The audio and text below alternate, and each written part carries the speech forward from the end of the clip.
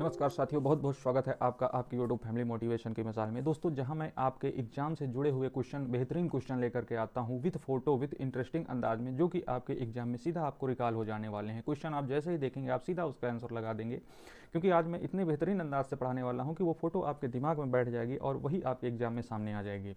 दोस्तों, हम अपने क्वेश्चन नंबर फर्स्ट की तरफ चलें उससे पहले आप वीडियो को लाइक कर लीजिए, चैनल को सब्सक्राइब कर लीजिए, ताकि ऐसे ही इंपॉर्टेंट क्वेश्चन टाइप की वीडियो जितनी भी आए वो आपको सबसे पहले मिल सके। और हो सके तो वीडियो अपने दोस्तों रिलेटिव के साथ शेयर कर दें, ताकि उनकी भी तैयारी इसी तरीके से आपकी तरह मजबूत हो सके।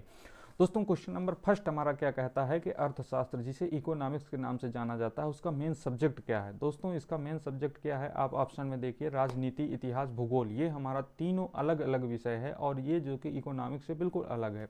तो यहाँ पे एक ही बचता है ऑप्शन नंबर बी, जो कि संसाधनों का प्रबंधन होता है। तो ये हमारा बी नंबर ऑप्शन इसका राइट आंसर होगा। अब क्वेश्चन नंबर 2 हमारा क्या कह रहा है कि निम्न में से कौन सा प्राथमिक क्षेत्र सेक्टर में आता है।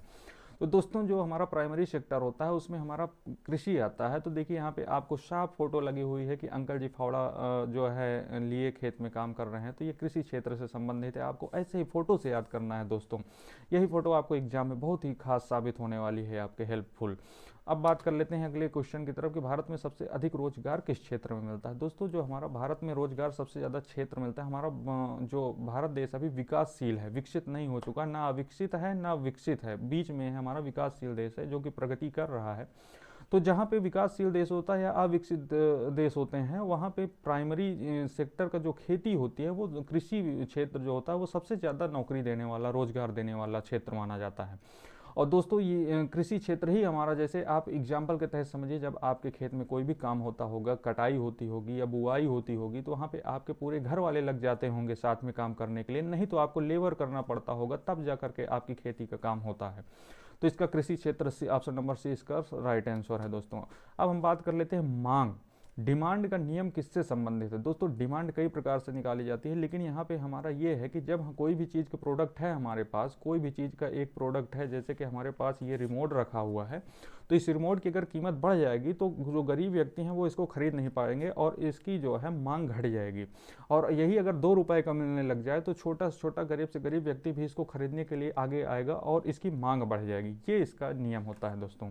अब अगले क्वेश्चन की तरफ हम बढ़ते हैं दोस्तों। यहाँ पे ये हमारा अगला क्वेश्चन है, जीडीपी का पूरा नाम, full form of the GDP क्या है। तो इसका great domestic product, gross daily product या जनरल डोमेस्टिक प्रोडक्ट क्या है, ये इसको आप राइट आंसर दीजिए। इसको तो ज़्यादातर लोग जानते होंगे, ग्रॉस डोमेस्टिक प्रोडक्ट इसका जीडीपी का फुल फॉर्म होता है।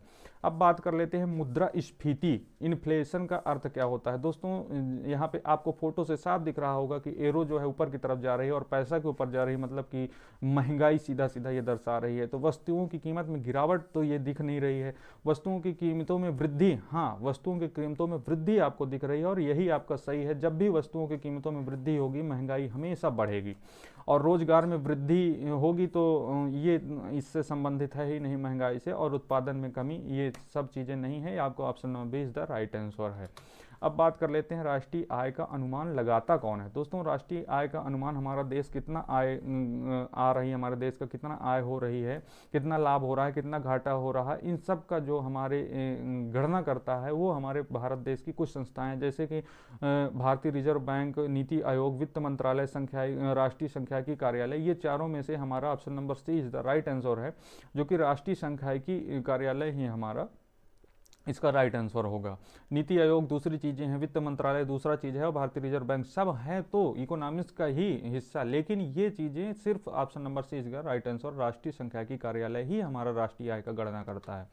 भारत की मुद्रा का नाम क्या है। दोस्तों, इसको तो आपको कुछ बताना ही नहीं, 500 रुपये की किड्डी दिख रही है आपको, देख लीजिए, और इसका रुपया इसका सी होगा, option number C is the right answer. तो दोस्तों, भारत में योजना आयोग, प्लानिंग कमीशन की जगह किस संस्था ने ली थी। तो दोस्तों, भारतीय रिजर्व बैंक इसका राइट आंसर है नहीं, वो कि हमारी पहले से चल रही संस्था। नीति आयोग है नहीं, सेबी है नहीं, सेबी दूसरी चीज़ है, नीति आयोग की जगह हमारी जो है, हाँ नीति आयोग जो थी वो जो है 2015 1 जनवरी 2015 से जो है हमारा नीति आयोग आ गया है, जो कि भारत में पहले योजना आयोग चलता था, तो उसके जगह पर नीति आयोग मोदी जी ने ला दिया है और अब नीति आयोग हमारा ये चल रहा है। अब बात कर लेते हैं अगले क्वेश्चन की तरफ कि बजट किसके द्वारा प्रस्तुत किया जाता है। तो दोस्तों, बजट जो हमारा होता है वो भारत के वित्त मंत्री के द्वारा प्रस्तुत किया जाता है, लेकिन दोस्तों जो मुख्य हमारा संविधान में लिखा गया है कि वो राष्ट्रपति के द्वारा पेश किया जाता है, लेकिन राष्ट्रपति अपने इच्छा अनुसार किसी के द्वारा भी उसको पेश करवा सकते हैं।